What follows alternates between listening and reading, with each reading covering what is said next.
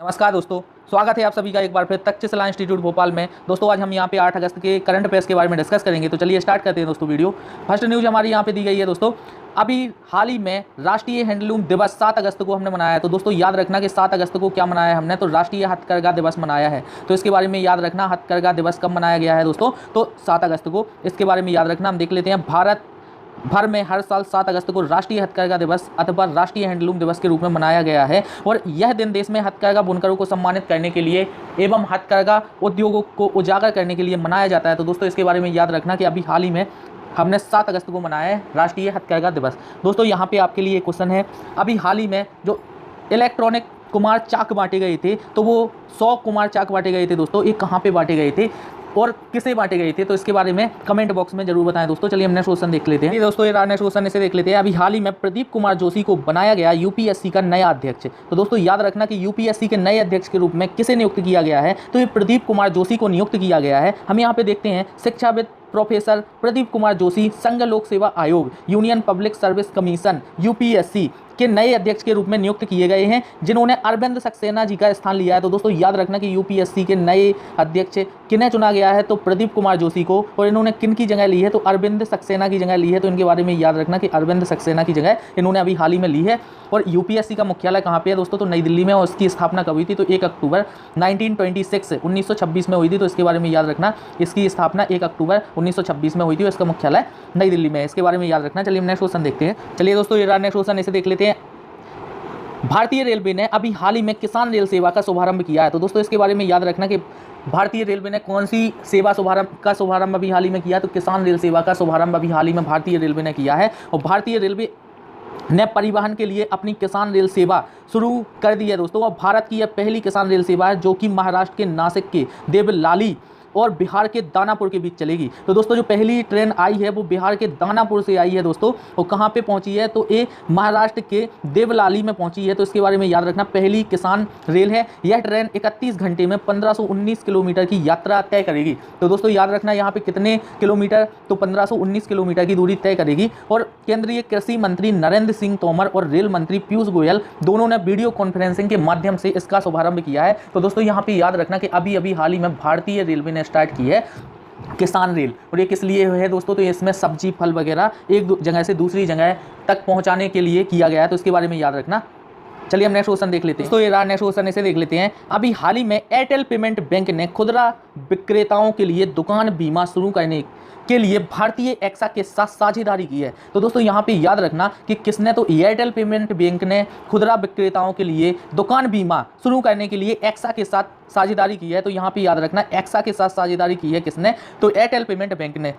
तो दुकान बीमा करने के लिए, तो यहाँ पे देखते हैं दोस्तों, एयरटेल पेमेंट बैंक ने बैंक के खुदरा विक्रेताओं एवं व्यापारियों की वित्तीय सुरक्षा प्रदान करने के लिए smart plan shop package policy, दोस्तों इसका नाम क्या है, तो smart plan shop package policy है। तो इसके बारे में याद रखना, इसे किसने लॉन्च किया है, तो एयरटेल पेमेंट बैंक और एक्सा दोनों ने मिलकर किया है। इसका नाम क्या है, तो smart plan shop package policy की पेशकश करने के लिए भारतीय एक्सा जनरल इंश्योरेंस के साथ एयरटेल पेमेंट बैंक ने साझेदारी की है। और इस उत्पाद में आगे समृद्ध खतरों के चोरी के कारण दुकान के अंदर संपत्ति में होने वाले नुकसान को कवर करने की वित्तीय सुरक्षा प्रदान की जाएगी। तो दोस्तों इसके बारे में याद रखना कि अभी अभी हाल ही में दुकान बीमा योजना किसने स्टार्ट की है, तो एयरटेल पेमेंट बैंक ने एक्सा के साथ की है दोस्तों। तो इसके बारे में याद रखना यहाँ पे।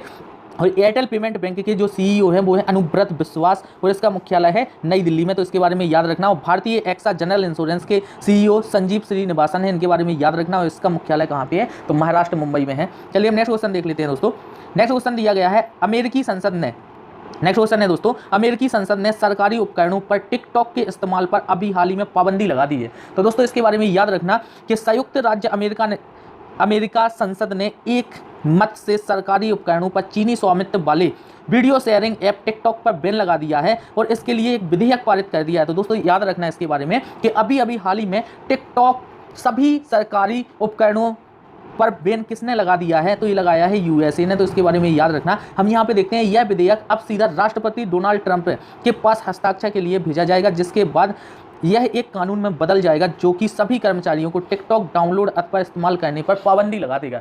तो दोस्तों इसके बारे में याद रखना कि अभी अभी सभी सरकारी जगहों पर और सरकारी ऑफिसों में और ऑफिसर्स के द्वारा टिकटॉक पर बैन लगा दिया गया है। कहाँ पे? तो ये लगाया है यूएसए में। इसके बारे में याद रखना दोस्तों। टिकटॉक कहाँ की कंपनी है? तो चीन की कंपनी है। और अभी भारत ने भी चीन की 59 ऐप्स पर बैन लगाया था, तो उसके बारे में याद रखना, जिसमें टिकटॉक भी शामिल था। चलिए हम नेक्स्ट क्वेश्चन देखते हैं दोस्तों। चलिए दोस्तों ये नेक्स्ट क्वेश्चन इसे देख लेते हैं। गिरीश चंद्र मुर्मू को नियुक्त किया गया है दोस्तों अभी हाल ही में भारत के नए नियंत्रक महालेखा परीक्षक के रूप में। तो दोस्तों यहाँ पे याद रखना, गिरीश चंद्र मुर्मू ये वही हैं जिन्होंने अभी हाल ही में जम्मू एंड कश्मीर के उपराज्यपाल के पद को इस पद से इस्तीफा दिया था दोस्तों। तो इसके बारे में इनके बारे में याद रखना कि इन्हें नियुक्त किया गया है अभी हाल ही में भारत के नए नियंत्रक महालेखा परीक्षक के रूप में। हम देखते हैं यहाँ पे जम्मू कश्मीर के पूर्व उपराज्यपाल गिरीश चंद्र मुर्मू को भारत के नए नियंत्रक महालेखा परीक्षक के रूप में नियुक्त किया गया है दोस्तों, जो कि ये 14वें कैग होंगे भारत के दोस्तों। तो इनके बारे में याद रखना। उनका कार्यकाल आज से 8 अगस्त 2020 से प्रारंभ हो गया है दोस्तों। तो इनके बारे में याद रखना। और जो CAG कैग का मुख्यालय है वो नई दिल्ली में है दोस्तों। इनके बारे में याद रखना। इसके बारे में यहाँ पे वो कैग की स्थापना कब हुई थी? तो 1858 में हुई थी, 1858 में हुई थी। तो इसके बारे में याद रखना। चलिए हम नेक्स्ट क्वेश्चन देखते हैं। चलिए दोस्तों ये नेक्स्ट क्वेश्चन इसे देख लेते हैं। WTF स्पोर्ट्स ने सुरेश रैना और हरमनप्रीत कौर को अपने नए ब्रांड एम्बेसडर के रूप में नियुक्त किया है। तो दोस्तों इनके बारे में याद रखना यहाँ पे कि सुरेश रैना और हरमनप्रीत कौर को अभी अपना ब्रांड एम्बेसडर किसने बनाया? तो ये बनाया WTF स्पोर्ट्स ने। हम देखते हैं यहाँ पे स्पोर्ट्स प्लेटफॉर्म WTF स्पोर्ट्स ने 2 क्रिकेटरों हरमनप्रीत कौर और सुरेश रैना को अपना ग्लोबल ब्रांड एम्बेसडर घोषित किया है दोस्तों। साथ ही साथ रैना इसके स्ट्रेटेजिक पार्टनर के रूप में ब्रांड से जुड़े रहे हैं पहले से ही दोस्तों। तो इनके बारे में याद रखना। यह घोषणा वेब सम्मेलन के माध्यम से की गई है। तो अभी हाल ही में WTF स्पोर्ट्स के 2 नए ब्रांड एम्बेसडर किसे बनाया गया? तो हरमनप्रीत कौर और सुरेश रैना को, जो कि दोनों क्या हैं दोस्तों? तो क्रिकेटर हैं। तो उनके बारे में याद रखना। चलिए हम नेक्स्ट क्वेश्चन देखते हैं। चलिए दोस्तों ये नेक्स्ट क्वेश्चन ऐसे देख लेते हैं। अभी जाने माने टीवी अभिनेता समीर शर्मा का हाल ही में निधन हो गया है। तो दोस्तों इनके बारे में याद रखना कौन है समीर शर्मा, जो कि क्या थे? टीवी अभिनेता थे। तो इनका अभी हाल ही में निधन हो गया है। इन्होंने 5 अगस्त को दोस्तों 5 अगस्त को आत्महत्या कर लिया अभी हाल ही में। इनके बारे में देखते हैं। जाने माने टीवी अभिनेता समीर शर्मा का 44 वर्ष की उम्र में 5 अगस्त 2020 में फांसी लगाकर इन्होंने आत्महत्या कर लिया दोस्तों। और यह टीवी कई धारावाहिकों में अभिनय कर चुके हैं, जैसे कि गीत हुई, सबसे पराई, लेफ्ट राइट लेफ्ट, कहानी घर घर की जैसे सीरियल में थे। तो दोस्तों इनके बारे में याद रखना। इनका नाम क्या था? तो समीर शर्मा, जिन्होंने अभी हाल ही में सुसाइड कर लिया है दोस्तों। इनके पहले दोस्तों जो टीवी अभिनेता साथ ही साथ फिल्म स्टार सुशांत सिंह राजपूत ने भी आत्महत्या की थी। तो दोस्तों इनके बारे में याद रखना यहाँ पे। चलिए हम नेक्स्ट क्वेश्चन देख लेते हैं। नेक्स्ट क्वेश्चन दिया गया है दोस्तों। Defence institute of advance technology diet ने स्मार्ट इंडिया हैकाथॉन 2020 का प्रथम पुरस्कार जीता है। तो दोस्तों याद रखना यहाँ पे कि स्मार्ट इंडिया हैकाथॉन 2020 का प्रथम पुरस्कार किसे मिला है? तो मिला है डाइट को, defence institute of advance technology. तो दोस्तों इसके बारे में याद रखना। हम यहाँ पे देखते हैं defence institute of advance technology ने स्मार्ट इंडिया हैकाथॉन 2020 का प्रथम पुरस्कार जीता है। और स्मार्ट इंडिया हैकाथॉन 2020 का आयोजन शिक्षा मंत्रालय, पहले मानव संसाधन विकास मंत्रालय करता था दोस्तों, इस बार शिक्षा मंत्रालय ने किया है। और अखिल भारतीय तकनीकी शिक्षा परिषद द्वारा संयुक्त रूप से किया गया था। तो इसके बारे में याद रखना। यहाँ पे इसमें चुना गया है किसे? तो डाइट को प्रथम पुरस्कार प्राप्त हुआ है स्मार्ट इंडिया हैकाथॉन 2020 का। हम यहाँ पे देखते हैं डाइट के बारे में। तो डाइट दोस्तों इसकी स्थापना कब हुई थी? तो 1952 में हुई थी। और यह पुणे महाराष्ट्र में स्थित है। इसका मुख्यालय, तो इसके बारे में याद रखना। और इसके कुलाधिपति कौन है? तो राजनाथ सिंह है। तो इनके बारे में याद रखना यहाँ पे दोस्तों। और यह किसके अंतर्गत आता है? तो रक्षा मंत्रालय के रक्षा अनुसंधान एवं विकास विभाग के अधीन एक डीम्ड विश्वविद्यालय है। तो इसके बारे में याद रखना दोस्तों डाइट। चलिए हम नेक्स्ट क्वेश्चन देख लेते हैं दोस्तों। तो ये नेक्स्ट क्वेश्चन इसे देख लेते हैं। अभी हाल ही में PM महेंद्र राजपक्षे की पार्टी ने आम चुनाव जीत लिए हैं। तो दोस्तों इनके बारे में याद रखना यहाँ पे कि PM महेंद्र राजपक्षे की पार्टी ने अभी आम चुनाव जीत लिए हैं। हम देखते हैं यहाँ पे ये कहाँ के PM है? तो दोस्तों श्रीलंका के हैं। इनके बारे में याद रखना यहाँ पे देखते हैं PM महेंद्र राजपक्षे की श्रीलंका पीपल्स पार्टी ने 2/3 बहुमत से श्रीलंकाई आम चुनाव जीत लिए हैं दोस्तों। तो इनके बारे में याद रखना यहाँ पे। हम देखते हैं यहाँ पे दोस्तों जो श्रीलंका की राजधानी है एक कोलंबो है। और कोलंबो के साथ ही साथ दोस्तों इनकी इस नई राजधानी यहाँ पे स्थापित हुई है श्री जयवर्धनेपुरम कोट्टे। तो इसके बारे में भी याद रखना। और यहाँ की मुद्रा है श्रीलंकाई रुपया है। और यहाँ के जो राष्ट्रपति हैं वो गोतबाया राजपक्षे हैं। गोतबाया राजपक्षे यहाँ के राष्ट्रपति हैं। और प्रधानमंत्री यहाँ के महेंद्र राजपक्षे हैं। इनके बारे में यहाँ पे देख चुके हैं दोस्तों। तो इनके बारे में याद रखना। चलिए हम नेक्स्ट क्वेश्चन देख लेते हैं।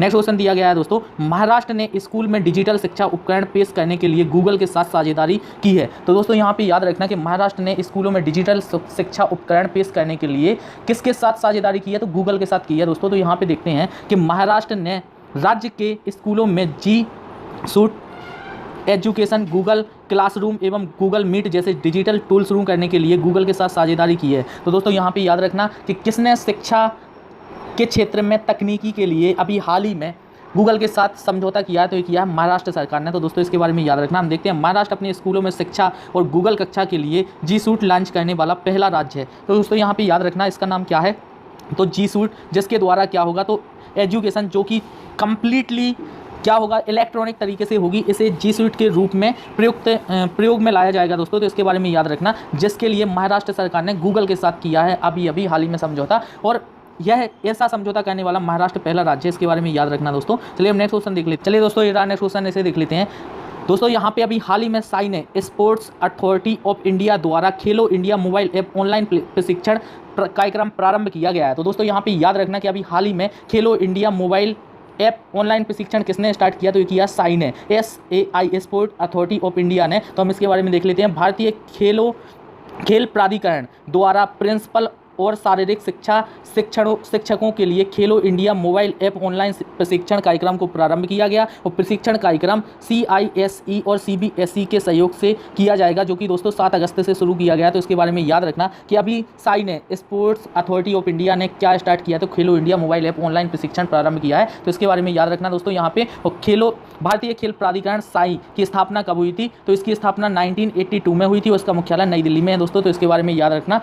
चलिए हम नेक्स्ट क्वेश्चन देख लेते हैं दोस्तों। नेक्स्ट क्वेश्चन दिया गया है पतंजलि आयुर्वेद और दिव्य मंदिर योग ट्रस्ट के खिलाफ 10 लाख रुपए का जुर्माना लगाया गया है दोस्तों। इनके बारे में याद रखना, अभी हाल ही में पतंजलि आयुर्वेद और दिव्य मंदिर योग ट्रस्ट के ऊपर 10 लाख रुपए का जुर्माना लगाया गया है, और ऐसा किसके द्वारा किया गया, तो मद्रास उच्च न्यायालय के द्वारा किया गया है। हम यहाँ पे देखते हैं मद्रास चेन्नई उच्च न्यायालय द्वारा पतंजलि आयुर्वेद और दिव्य मंदिर योग ट्रस्ट पर 10 लाख रुपए का जुर्माना लगाया गया है, और अदालत ने यह जुर्माना इसलिए लगाया क्योंकि पतंजलि आयुर्वेद और दिव्य मंदिर योग ट्रस्ट ने कोरोना बिल नाम की एक कोविड-19 इलाज करने वाली दवा को लॉन्च किया था दोस्तों, जो कि अपने कोविड-19 टेस्ट में पास तो हो गई थी, लेकिन दोस्तों यह किसी भी काम में नहीं आ रही है दवा, और काम भी नहीं कर रही है, जिसके कारण इन पर अभी 10 लाख का जुर्माना लगाया गया है। किसके द्वारा, तो मद्रास उच्च न्यायालय के द्वारा। इनके बारे में याद रखना। पतंजलि की स्थापना कब हुई थी, तो 2006 में, और इसका मुख्यालय हरिद्वार में है दोस्तों, और बाबा रामदेव जी इसे चलाते हैं। तो इनके बारे में याद रखना यहाँ पे। चलिए हम नेक्स्ट क्वेश्चन देख लेते हैं दोस्तों। तो ये नेक्स्ट क्वेश्चन इसे देख लेते हैं। अभी हाल ही में कर्नाटक ने कोविड-19 महामारी